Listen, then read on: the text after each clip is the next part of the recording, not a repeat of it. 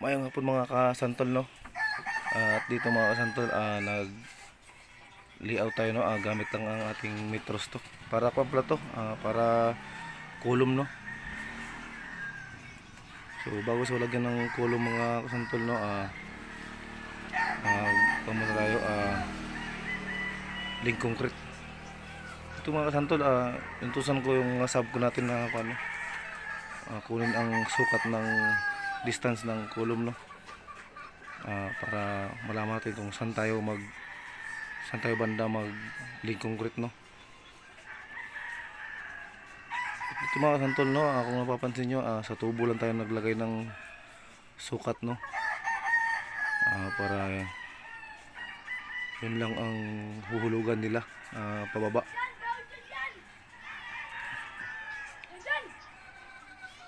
Ayan, no. So dito nga kuan mga kasantol, last na kulom na to, no. So medyo mahirap lang, no, kay medyo mahirap lang sa mga kasantol, kahit na 3 linggo na tayong hindi inuulan, matubig pa rin ang ating pwesto, no. Ganito talaga dito mga kasantol, itong lugar na to, sobrang tubig siya. So kailangan pa siguro mainitan mga tatlong buwan bago siya mawala ng tubig, no. Ito kasi yung lugar ng dito mga kasantol, no, dating palayan. At yun, medyo nilapitan natin dito ang tubig. Kung napapansin nyo, medyo mataas ang tubig, no. Yun ang ating operator tsaka helper, no. Ang ating operator, relax lang. Yan ang kuan, at yan ako yung mga kasantol, no. Susukat ko ang elevation, no. Ako yan mga kasantol, kung nakikita nyo, no. So medyo gusto ko sanang sumakay doon mga kasantol sa may kuan, sa bakit mga kasantol. Pero dahil abot ko lang naman, hindi na tayo sumakay. Natin ano, no.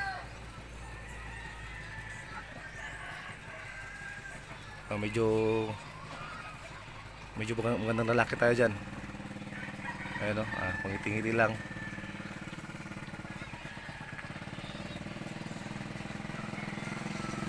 Ayun, ito yung ating mga kasantol, yung mga kuhan, kaya mga kasantol na meron tayo itong ginagawa rin. So ito muna ang pinupukusan natin, ubal, no. Dito ang medyo critical ng area, no. Maputik. At dito, ito yung mga formas mga kasantol, nakaabang na. Format para sa kulong puting, no. At dito ako pumuwesto mga kasantol, para makuhanan ko talaga ng maayos ang ginagawa ng ating backhoe, no. So yan pala mga kasantol, no, ang putik, no. Hinihila niya papunta sa papunta sa kanan, no. Sa kubra, dahil kinukuha niya yung putik.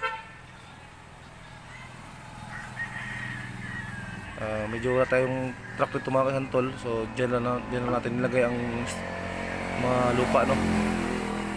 At dito mga kasantol, at sa abante po ang ating backhoe, no.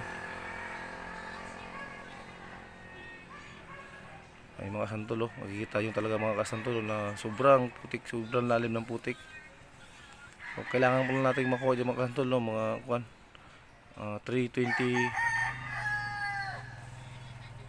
3.2, no, ang kailangan natin makuha ng lalim galing sa elevation natin, no.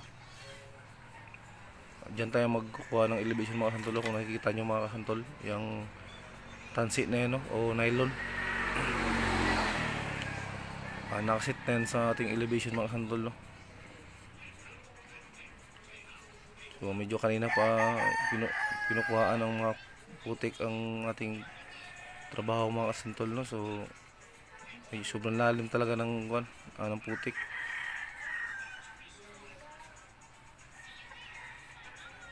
Para siyang mga kasantol, no? Para siyang sampurado. So sa ilalim naman yan mga kasantol, matigas na yan, putik lang ang ating kinukuha, no? At yun, no? Nagsusukat pa rin sila.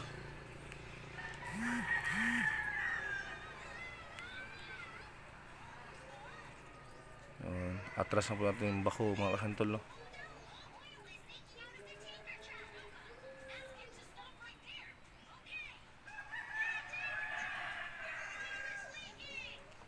Yung mga kasantol, no? Andun yung ating mga ibang kasama, uh, ating dalawang engineer, oh.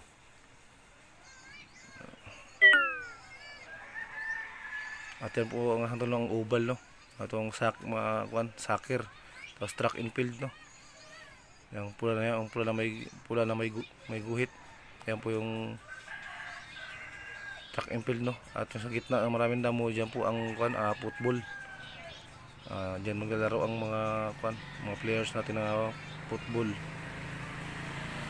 Tapos yung kikita yun sa taas mga kasantol, sa unahan, no? Yung may yellow at saka mga bangko mga kasantol, mga upuan. At balik tayo dito sa may sa ating ginagawa.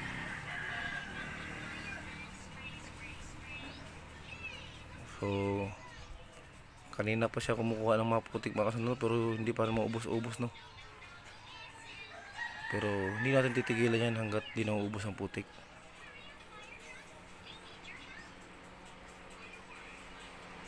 At yung mga kasantol, nakikita yung mga kasantol, no? Ang ating isang kasama nagpupukpok, no? So naglalagay ng istaka mga kasantol. Istaka para sa ating guide kung saan banda ang lalagyan natin ng link concrete, no? So itong desemple na ito mga kasantol, no?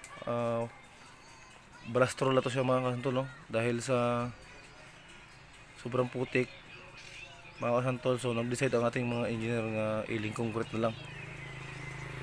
Kaya itong mga kasantol, dahil po ito sa nakaraang bagyo, no? Pero 3 weeks ang nakalipas mga kasantol, ganito pa rin ang site. Kaputik. So hindi siya nawawalan ng tubig dahil sa tubigin talaga tong lugar na to mga kasantol. Dati kasi itong palayan, no?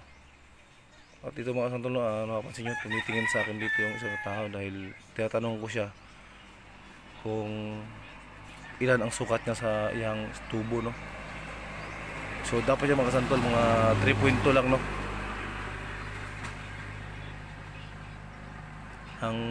So dito mga kasantol, no, medyo kulang pa tayo ng 60 cm, no?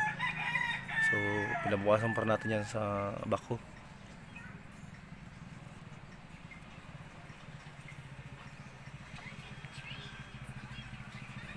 No, makapansin nyo mga kasantol, no, ang ating bako papabalik-balik, no?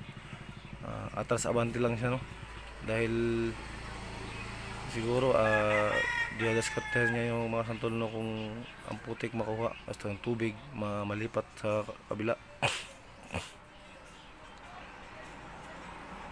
Yung mga kasantol, no, itong putik na to, no, medyo bumaba siya dahil siguro sa sobrang lalim na ng kinuha ng bako.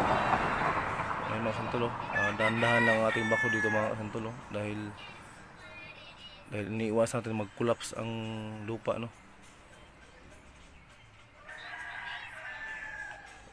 Yan mga kasantol, focus tayo, no? Ayan pala ang ating bako na unit, no? So atras na naman siya mga kasantol, no? So kinukuha niya siguro, kaya siguro siya umaatras abante mga kasantol, no? Dahil kinukuha niya ang distance siguro sa kanyang bucket, no? Baka kasi matamaan niya yung lupa mga kasantol, baka mag-collapse. Siguro baka yun ang iniiwasan niya, dahil sinabihan ko siya mga kasantol kanina na iwasan tamaan ang lupa na sa gilid, baka mag-collapse, no. So yan mga kasantol, no, maraming salamat.